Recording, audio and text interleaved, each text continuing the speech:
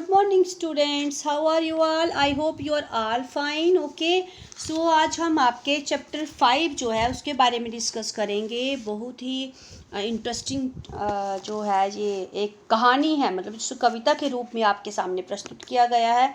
और इस कहानी के जो कवि हैं वो कौन है? पंडित भरत व्यास जी। ओके, सो पंडित जो भरत व्यास जी थे वो जाने माने गीतकार थे और उनका जन्म कब हुआ? 18 दिसंबर 1918 में राजस्थान के चूरू गांव में हुआ था।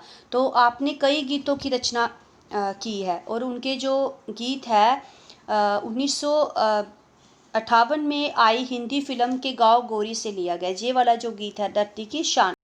तो इस गीत में जो इस कविता में कवि क्या कहते हैं कि इस गीत में हमें संग भावना आदमी के अंदर की आत्मविश्वास जगाने का काम करती है और हर एक मनुष्य की शक्तियों का एहसास जो कवि ने कराया है कि मनुष्य जो है वो बहुत ही बुद्धिमान है। मनुष्य अपनी बुद्धि और कठोर परिश्रम के आधार पर जल, स्थल और आकाश की कई उपलब्धियां अर्जित की हैं मनुष्य ने अपने कठोर परिश्रम के लिए। तो मनुष्य प्रकृति को बहुत सीमा तक अनुकूल डालने में सफल हुआ है। तो मनुष्य ने कोई भी कार्य मनुष्य के लिए असंभव नहीं है। मनुष्य जो चाहे वही कर सकता है। तो इसमें भी कवि ने यही बताने की कोशिश की है। कवि जो हमारे पंडित भरत व्यास जी हैं उन्होंने हमें इसी के बारे में कि मनुष्य की महानता, मनुष्य की जो काबिलियत है उसके बारे में ही इसमें उन्होंने जिक्र किया हुआ है। ठीक है, तो कविता हम स्टार्ट करते हैं। धरती की शान तू, भारत की संतान तू, तेरी मुट्ठियों में बंद तूफान है रे, मनुष्य तू बड़ा महान है। तो पंडित जो भरत व्यास जी वो क्या कहते हैं कि हे मनुष्य, तू धरती की शान है, तुझसे धरती की शान बढ़ती है। तू भारत में तेरा जन्म हुआ, तू भारत की संतान है और तेरी बंद मुट्ठियों में मतलब तेरे हाथों में इतनी शक्ति है कि मनुष्य तू बहुत ही महान है और तुम बहुत ही महान काम कर सकते हो। उसके बाद कवि क्या कहते हैं? तू जो चाहे पर्वत को फोड़ दे, तू जो चाहे पर्वत को फोड़ दे। हम सेकंड पैराग्राफ के पढ़ रहे हैं।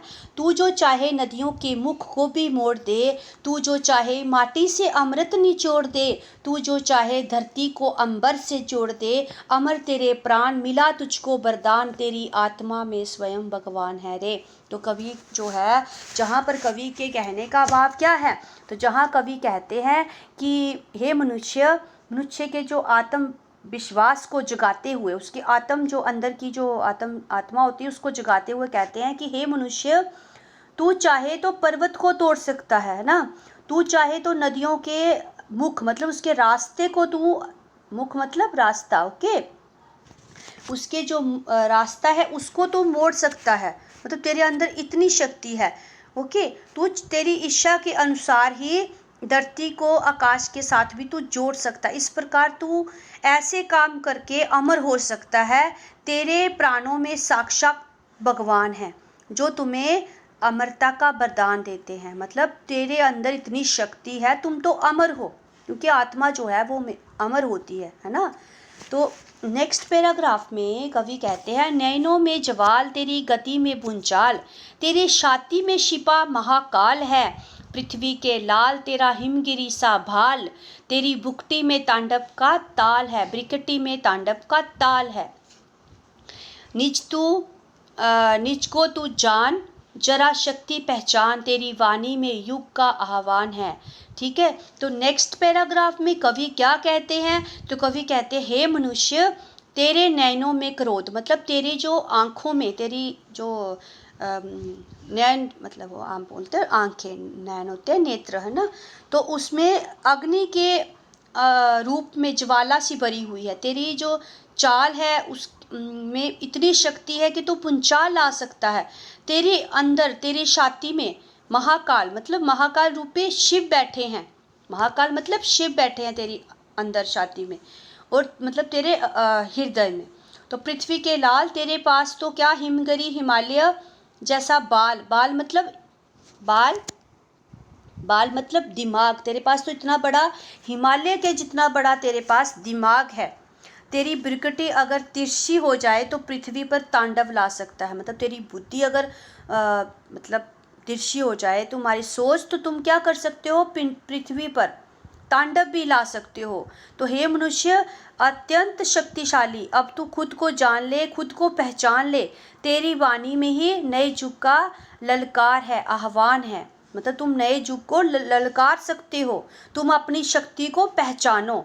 कवि किससे कह रहा है, मनुष्य से कह रहा है कि तुम्हारे अंदर शिव, तुम्हारी आत्मा के अंदर शिव बैठे हैं, तुम तो भूचाल लाने की शक्ति रखते हो। ठीक है। नेक्स्ट में धरती सा धीर तू, अग्नि सा वीर तू। तू चाहे तो काल को भी थाम ले, पापों का परले रोके, पशुता का शीश झुके। तू जो अगर हिम्मत से काम ले, गुरु का मतिवान, पवन सा तू गतिमान, तेरी नभ से भी ऊंची उड़ान है। कि मनुष्य तू महान है। तो इस पैराग्राफ में कवि जो है पंडित भट्ट व्यास जी, वो क्या कहना चाहते हैं, वो क्या कहते हैं और हमारे अंदर, तो वो कहते हैं कि हे मनुष्य, धरती में जिस प्रकार से धीरता है, वैसी ही धीरता तुझ में भी है। और तू चाहे तो तुम्हारे अंदर जो है अग्नि सी शक्ति है, जैसे अग्नि में शक्ति होती है, तुम्हारे अंदर इतनी शक्ति है। और तुम चाहो तो अपने काल, मतलब अपने मृत्यु को भी रोक सकते हो। अर्थात तुम क्या कर सकते हो, समय, मतलब काल, जहाँ पे मृत्यु का, इसमें मीनिंग काल का, मृत्यु नहीं, काल होता है समय। ठीक है। इसमें समानार्थी शब्द आता है, उस काल का मृत्यु भी होता है और समय भी होता है। जहाँ पर काल किसके लिए यूज़ किया गया है, समय के लिए, कि तुम समय को भी रोक सकते हो। ओके।